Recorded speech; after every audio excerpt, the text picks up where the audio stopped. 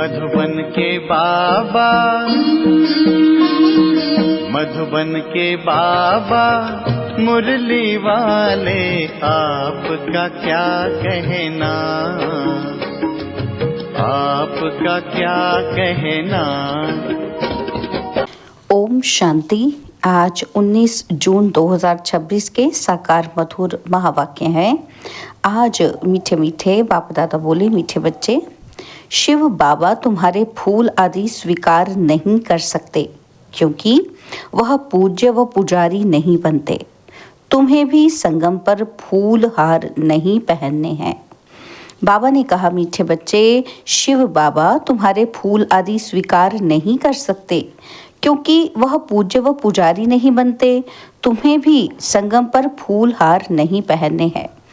बाबा ने आज प्रश्न पूछा कि भविष्य राज्य तख्त के अधिकारी कौन बनते हैं। तो उत्तर में बाबा ने कहा, जो अभी माता पिता के दिल तख्त को जीतने वाले हैं, वही भविष्य तख्त नशीन बनते हैं। वंडर है कि बच्चे माता पिता पर भी विजय प्राप्त करते हैं, मेहनत कर माता पिता से भी आगे जाते हैं। मुरली का गीत है, छोड़ बीदे आकाश सिंहासन, ओम शांति। मीठे मीठे सिकिलदे बच्चों ने गीत सुना। इस गीत से सर्वव्यापी का ज्ञान तो उड़ जाता है। याद करते हैं कि अब भारत बहुत दुखी है। ड्रामा अनुसार ये सब गीत बने हैं। दुनिया वाले नहीं जानते। बाप आते हैं तो पतितों को पावन करने व दुखियों को दुख से लिबरेट कर सुख देने के लिए। बच्चे जान गए हैं। क्या जान गए हैं बच्चे? कि ये वही बाप आया हुआ है। बच्चों को पहचान मिल गई है। स्वयं बैठ बतलाते हैं कि मैं साधारण तन में प्रवेश कर सारी सृष्टि के आदि मध्य अंत का राज सुनाता हूँ। सृष्टि एक ही है, सिर्फ नई और पुरानी होती है। जैसे शरीर बचपन में नया होता है और फिर पुराना होता है। नया शरीर पुराना शरीर दो शरीर तो नहीं कहेंगे, है एक ही, सिर्फ नए से पुराना बनता है। वैसे ही दुनिया एक ही है, नए से अब पुरानी होती है। नई कब थी ये फिर कोई बता ही ना सके। बाप आकर समझाते हैं। क्या समझाते हैं बाबा? कि बच्चे, जब नई दुनिया थी ना तो भारत नया था, सतयुग कहा जाता था। वही भारत फिर पुराना बना है, इसको पुरानी ओल्ड वर्ल्ड कहा जाता है। न्यू वर्ल्ड से फिर ओल्ड वर्ल्ड बनी और फिर उनको नया ज़रूर बनना है। नई दुनिया का बच्चों ने साक्षात्कार किया है। अच्छा, उस नई दुनिया के मालिक कौन थे? बरोबर यह लक्ष्मी नारायण थे। आदि सनातन देवी देवता उस दुनिया के मालिक थे।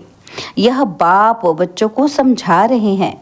बाप कहते हैं, अब निरंतर यही याद करो।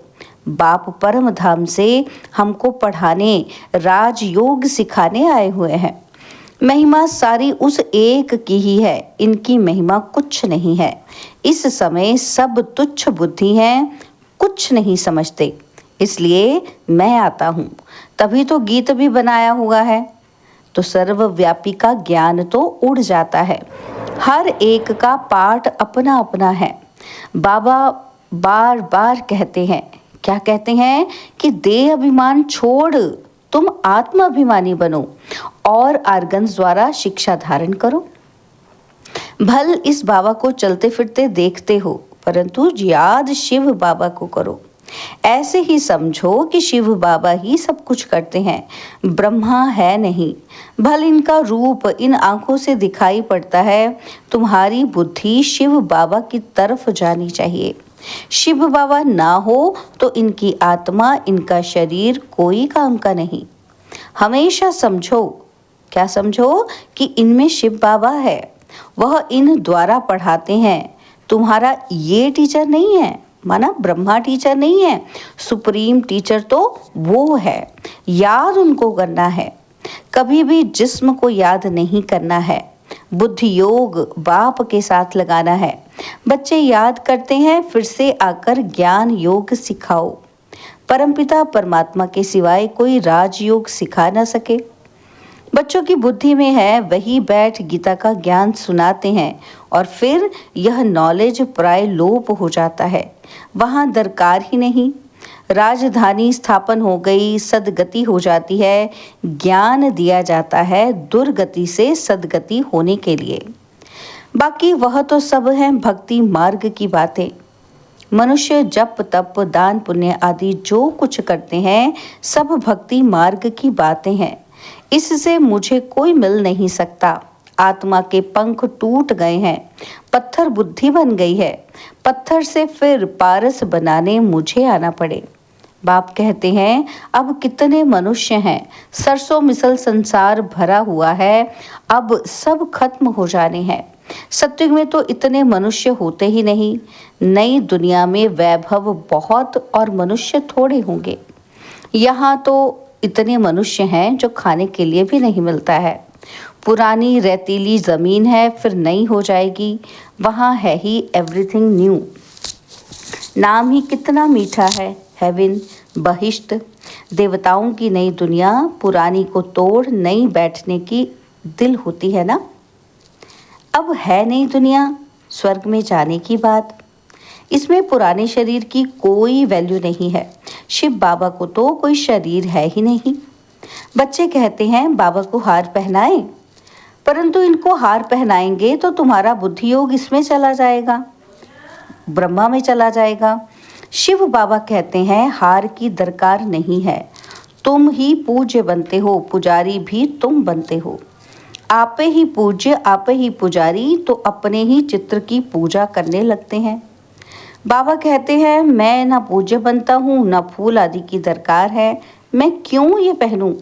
इसलिए कभी फूल माला आदि लेते ही नहीं है। तुम पूज्य बनते हो, फिर जितना चाहिए उतना फूल पहनना।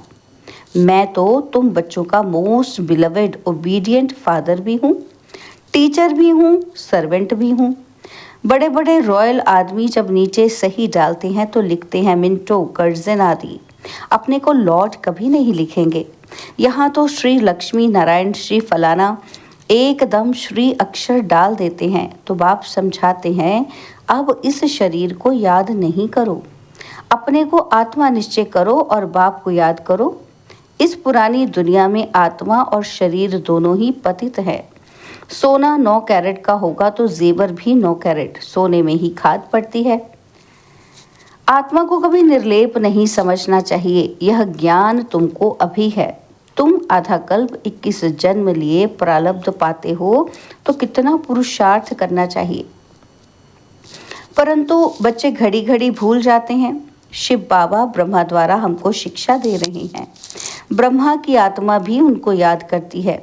ब्रह्मा विष्णु शंकर है, सूक्ष्म वतनवासी। बाप पहले सूक्ष्म सृष्टि रचते हैं। निर्वाण धाम ऊंचते ऊंच धाम है। आत्माओं का निर्वाण धाम सबसे ऊंच है। एक भगवान को सब भक्त याद करते हैं, परंतु तमो प्रधान बन गए हैं तो बाप को भूल ठिक्कर भीतर सबकी पूजा करते रहते हैं। हम जानते हैं कि जो कुछ चलता है ड्रामा शूट होता जाता है। ड्रामा में एक बार जो शूटिंग होती है, समझो कि बीच में कोई पंछी आदि उड़ता है तो वही घड़ी घड़ी रिपीट होता रहेगा। पतंग उड़ता हुआ शूट हो गया तो फिर वही रिपीट होता रहेगा। यह भी ड्रामा का सेकंड सेकंड रिपीट होता जाता है, शूट होता रहता है। यह बना बनाया ड्रामा है। तुम एक्टर्स हो, सारे ड्रामा को साक्षी हो, देखते हो। एक एक सेकंड ड्रामा अनुसार पास होता है। पत्ता हिला, ड्रामा पास हुआ। ऐसे नहीं कि पत्ता पत्ता भगवान के हुक्म से चलता है, नहीं, यह सब ड्रामा में नूंद है। इनको अच्छी रीति समझना पड़ता है। बाप ही आकर राजयोग सिखलाते हैं और ड्रामा की नॉलेज देते हैं। चित्र भी कितने अच्छे बने हुए हैं। संगम युग पर घड़ी का कांटा भी लगा हुआ है।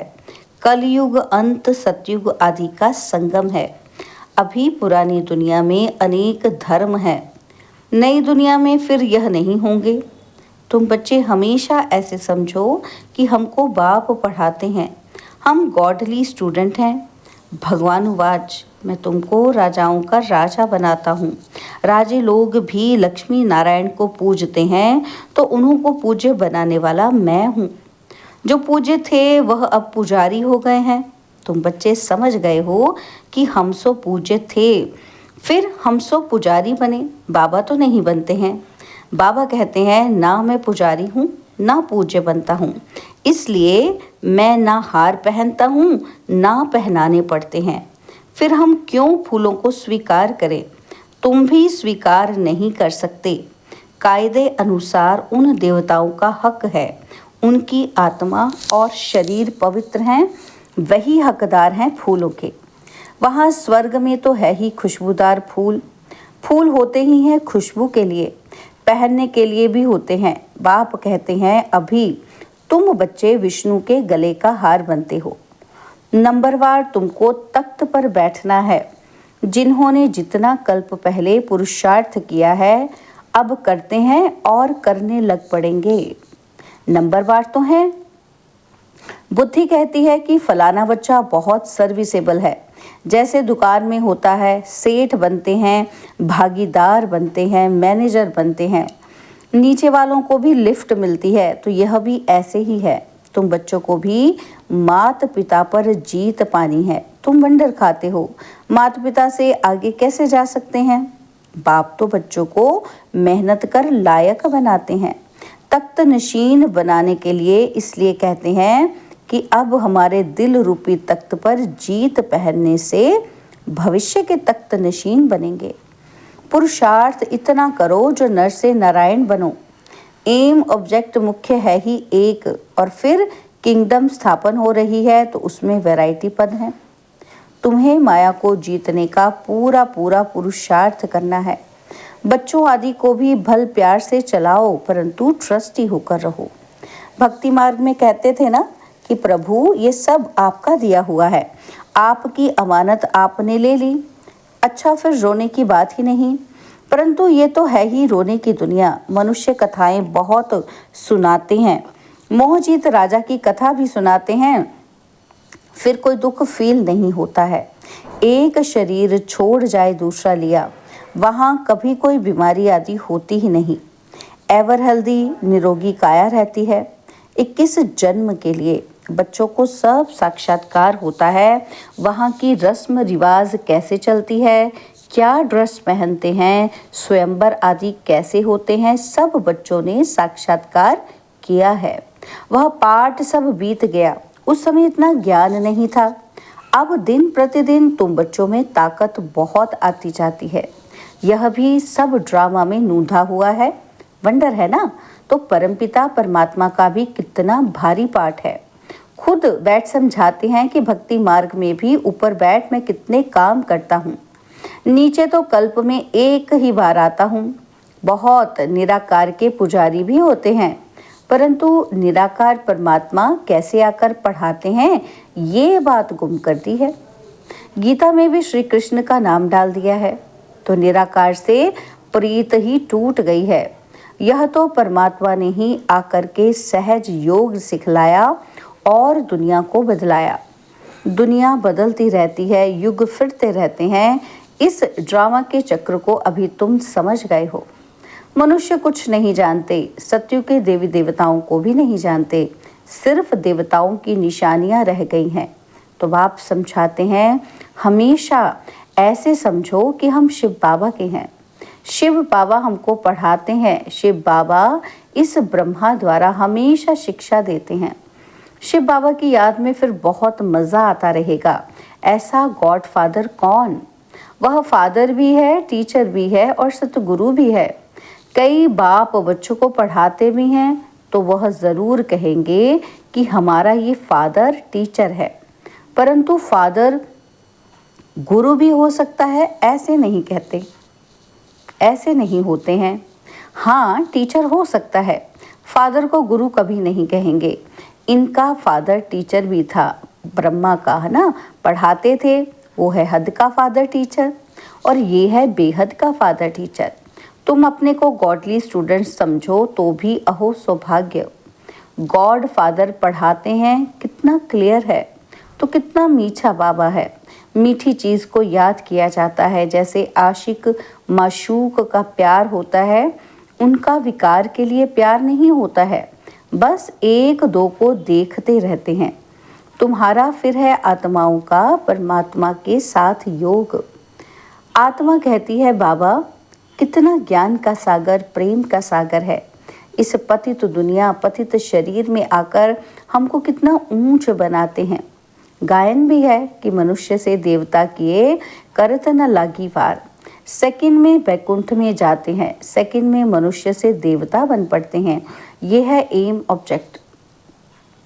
उसके लिए पढ़ाई करनी चाहिए। गुरु नानक ने भी कहा है ना, मूत पलीती कपड़ धोए, लक्ष्य सोप है ना।